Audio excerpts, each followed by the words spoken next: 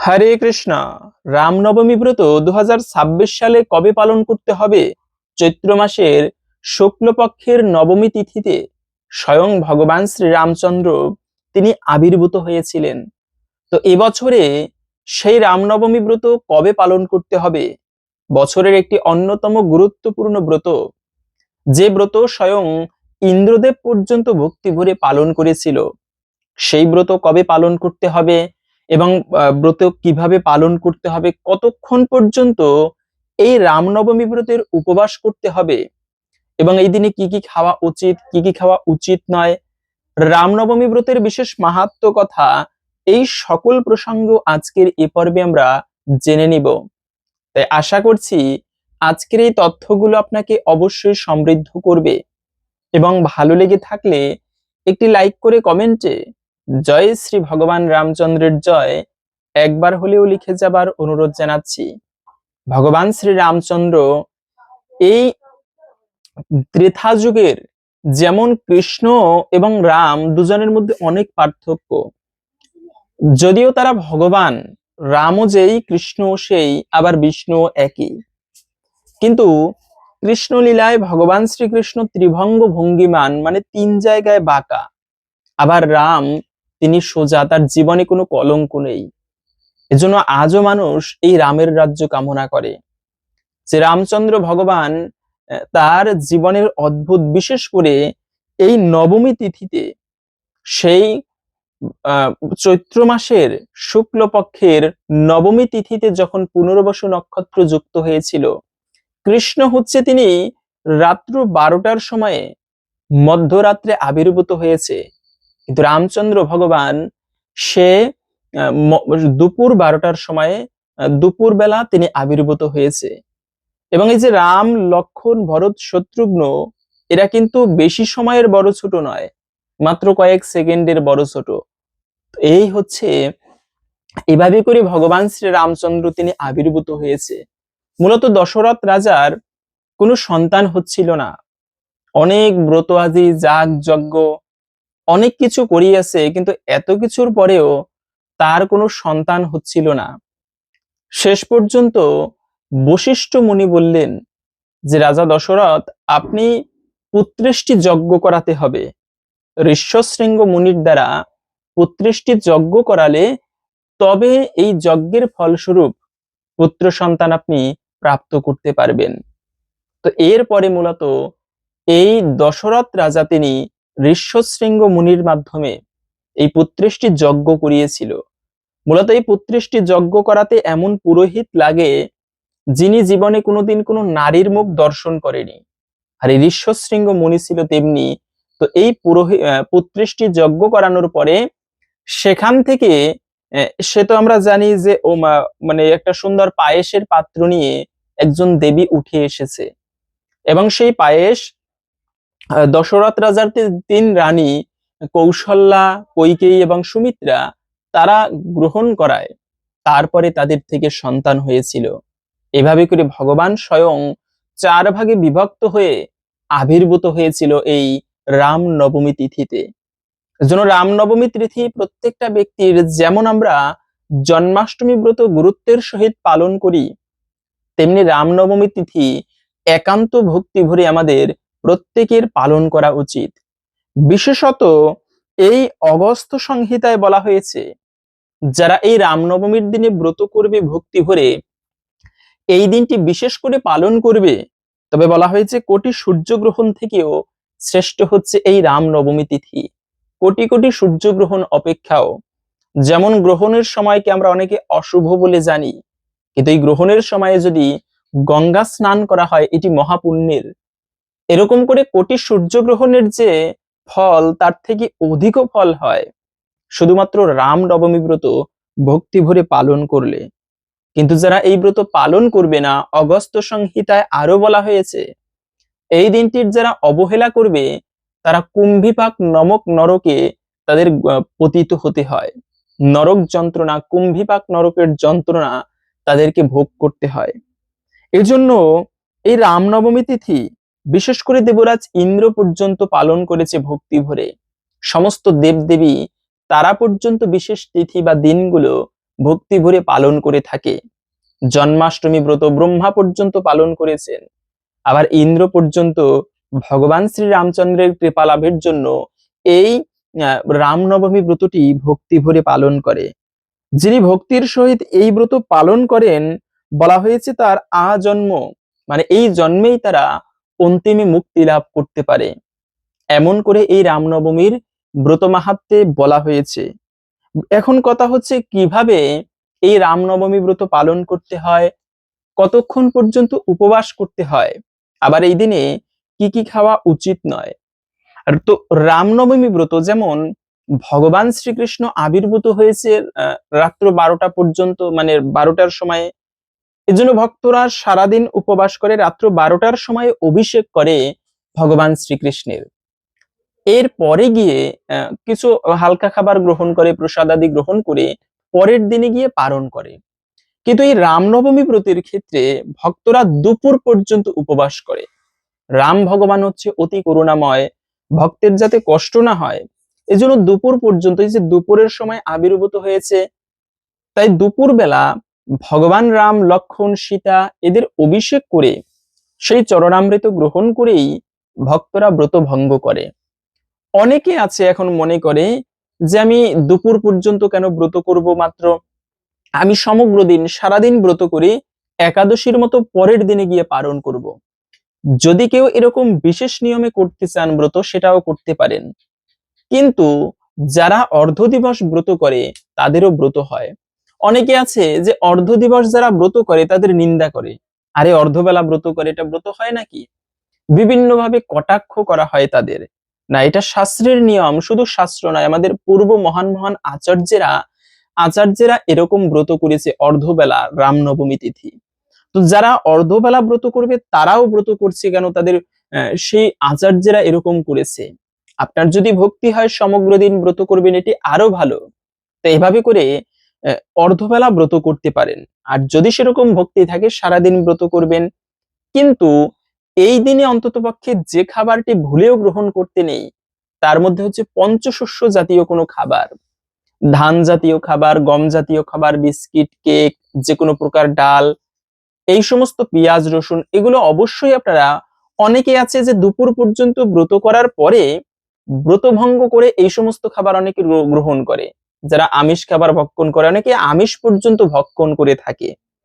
কিন্তু এই দিনটিতে অন্ততপক্ষে আপনারা সমস্ত রাজসিক খাবার, আমিষ, নেশা জাতীয় দ্রব্য বর্জন করে এই একটা দিন বিশেষ ভক্তি ভরে রামের কৃপা লাভের জন্য প্রত্যেকে কাটাবেন। রামনবমী তিথি এত সাধারণ নয়, কৃষ্ণের থেকেও বেশি বেশি মহিমাপূর্ণ হচ্ছে ভগবান রামচন্দ্র। এজন্য মর্যাদা পুরুষোত্তম রাম, তার জীবনে বিন্দুমাত্র কোনো কলঙ্ক নেই। এই রাম ভগবান এত কৃপালু, তার রাজ্যে একটা কুকুর পর্যন্ত যথার্থ ন্যায় বিচার পেয়েছিল।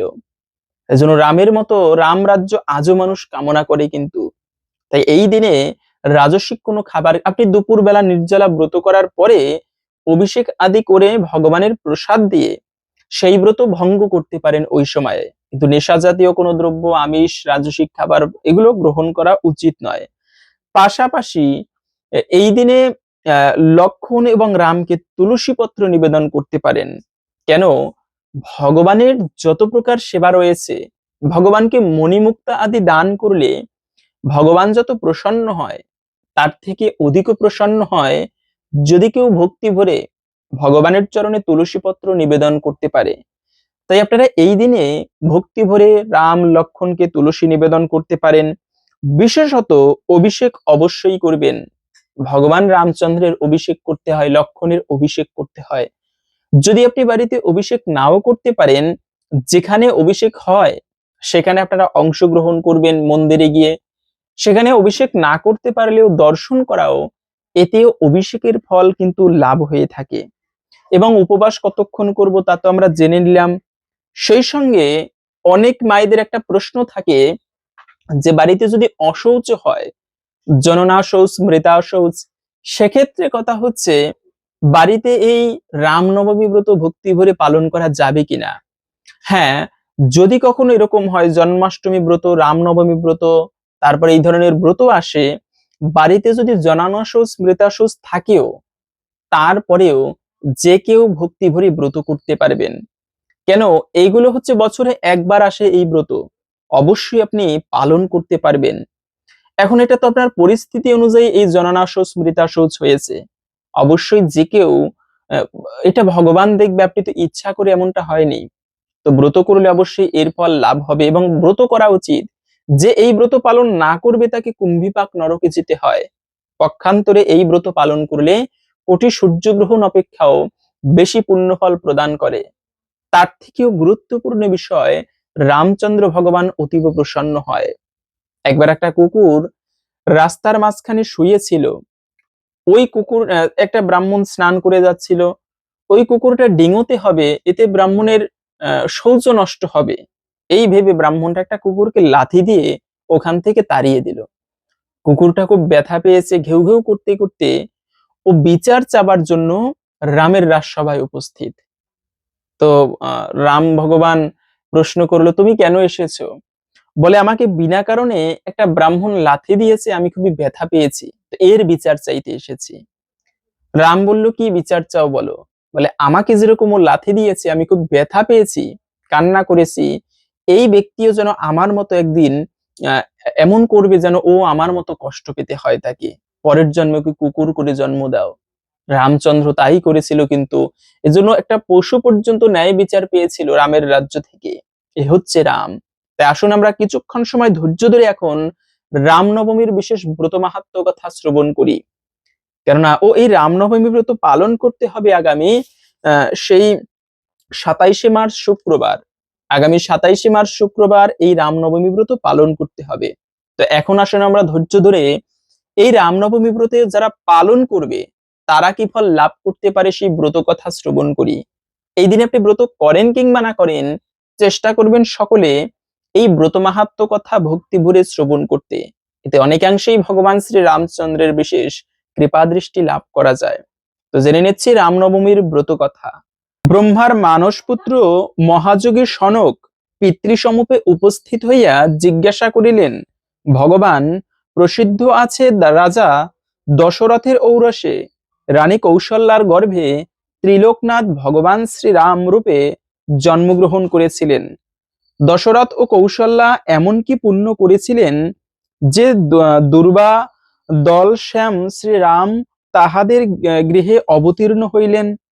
ব্রহ্মা কহিলেন, বৎস, তুমি জগতের কল্যাণার্থে অতি পবিত্র প্রশ্ন করিয়াছ, ইহার উত্তর দিতেছি, শ্রবণ করো। রাজা দশরথের যৌবনকাল প্রায় শেষ হয়ে এলো, অথচ তার কোনো সন্তান হলো না। বংশ রক্ষা হয় না দেখে রাজা দশরথ খুবই চিন্তায় দিন কাটাতে লাগলেন। শেষে তার কুলপুরোহিত বশিষ্ঠদেব রাজাকে বললেন তার স্ত্রীকে সঙ্গে নিয়ে শিব দুর্গার মন্ত্র জপ করতে।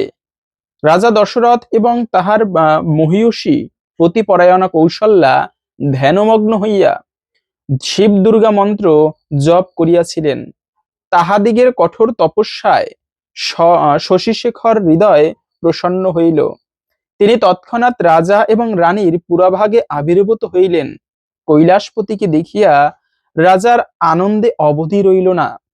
তিনি করপুটে সদাশিবকে সম্বোধন করিয়া কহিলেন, ভগবান, আপনাকে প্রত্যক্ষ দেখিয়া আজ আমার জন্ম, কর্ম, চক্ষু এবং দেহ সার্থক হইল। সদাশিব কহিলেন, রাজন, তোমার অভিষ্ট কি প্রার্থনা করো, আমি তাহা পূরণ করিব। রাজা কহিলেন, হে কৈলাসনাথ, আমি পুত্রাভাবে নিরন্তর মনোদুঃখে কালাতিপাত করিতেছি।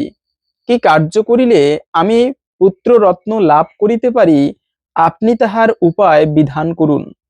সদাশিব কহিলেন, মহারাজ, তুমি ভক্তি সহকারে পুত্রেষ্টি যজ্ঞ সম্পাদন করো, তাহা হইলেই কৌশল্যার গর্ভে ব্রহ্মাণ্ডপতি জনার্দন তোমার পুত্ররূপে অবতীর্ণ হইবেন।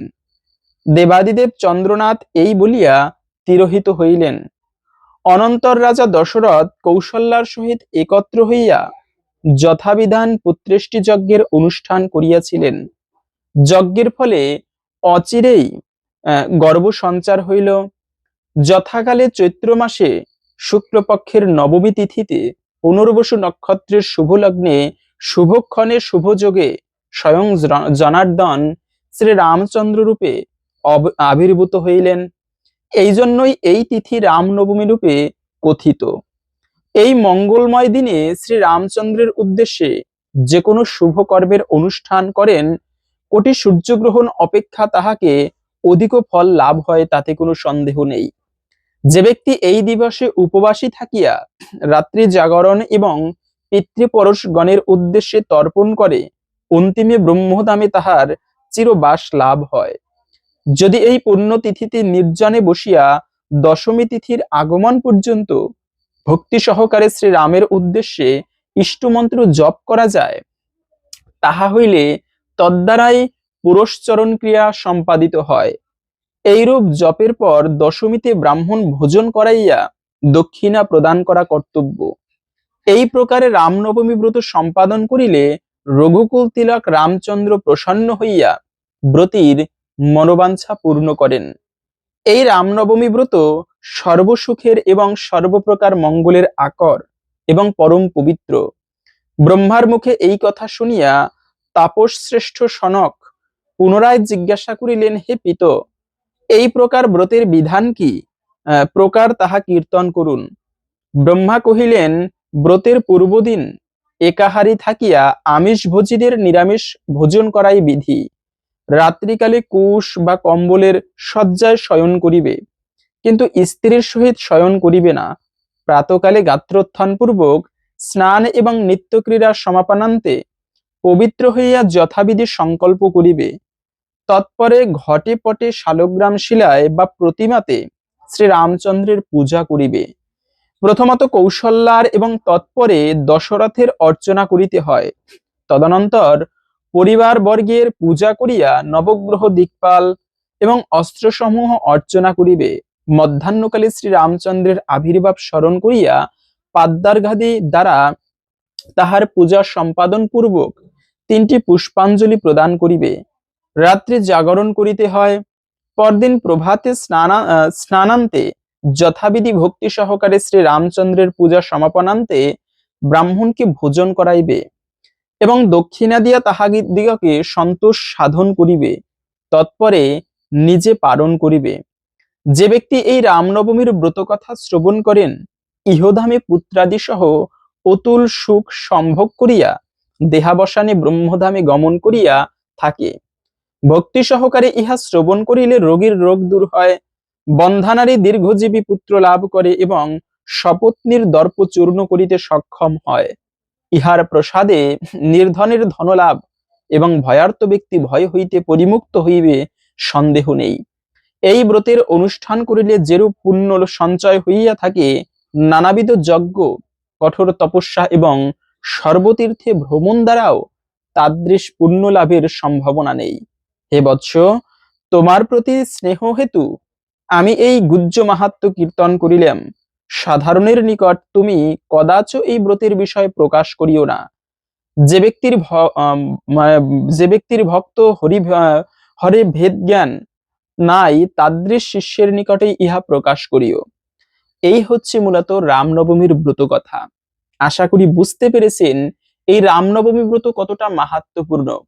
এজন্য আপনি নিজে অবশ্যই পালন করবেন এই রামনবমী ব্রত এবং অবশ্যই শেয়ার করে অপরকেও জানিয়ে দিবেন অথবা নিজে বলে জানাবেন এই রামনবমীর মাহাত্ম্য প্রসঙ্গে, যেন সবাই জেনে উৎসাহী হয় পালন করতে। এভাবে রামনবমী ব্রত কবে তো আমরা বলেই দিলাম, তারপরেও জেনে আবারও বলে দিচ্ছি, আগামী 27শে মার্চ শুক্রবার সকলে ভক্তি ভরে পালন করবেন, অভিষেক করবেন এবং পরদিন সম্ভব হলে ব্রাহ্মণ বা ছোট্টদেরকে ভোজন করাতে পারেন। তো ভালো লেগে থাকলে অবশ্যই একটি লাইক করে কমেন্টে জয় শ্রী রামচন্দ্র ভগবানের জয় একবার হলেও লিখে যাবার অনুরোধ জানাচ্ছি। রামচন্দ্রের কৃপায় আমাদের সকলের জীবনের মঙ্গল লাভ হোক, এই কামনা করে আজকের ভিডিওটি এখানে সমাপ্ত করছি। হরে কৃষ্ণ।